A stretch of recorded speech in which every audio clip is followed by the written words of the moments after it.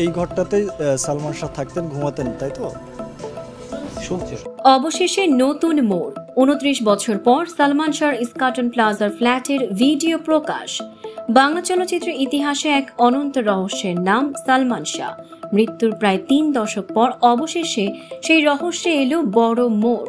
আদালতের নির্দেশে অপমৃত্যু মামলা রূপ নিয়েছে হত্যা মামলায়। অপমৃত্যু মামলা হত্যা মামলায় রূপান্তরের পর তদন্তে নেমেছে রমনা থানা পুলিশ। তদন্তের অংশ হিসেবে পুলিশ ঘুরে দেখেছে সেই ফ্ল্যাট, রাজধানীর ইস্কাটন প্লাজার বাসা, যেখানে 1996 সালের 6 সেপ্টেম্বর অমর নায়কের মরদেহ উদ্ধার করা হয়েছিল।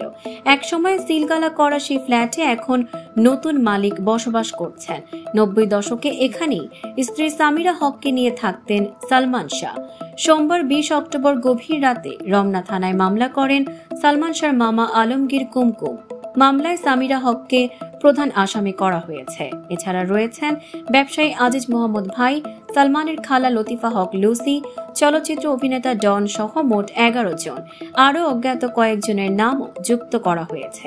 একই দিন আদালত ষষ্ঠ অতিরিক্ত মহানগর দায়রা জজ মোহাম্মদ জান্নাতুল ফেরদৌস ইবনে হক মামলাটিকে হত্যা মামলা হিসেবে গ্রহণের নির্দেশ দেন এবং রমনা থানাকে তদন্তের দায়িত্ব দেন। আলমগীর কুমকুম বলেন, সালমান শাহর বাবা জীবিত থাকাকালেই চেয়েছিলেন মামলাটি হত্যা মামলা হিসেবে নেওয়া হোক। অনেক বছর লেগেছে, কিন্তু অবশেষে আমরা ন্যায় বিচারের পথে এগোচ্ছি। দীর্ঘ 29 বছর পর সালমান শাহর মৃত্যুর রহস্য কি এবার উন্মোচিত হবে? পুরো দেশ তাকিয়ে আছে সেই উত্তরের দিকে। দর্শক, সাম্প্রতিক ও চমকপ্রদ সব খবর পেতে ফলো করুন আমাদের ফেসবুক পেজ CB24 টিভি এবং সাবস্ক্রাইব করুন ইউটিউব চ্যানেল CB24 অফিসিয়াল।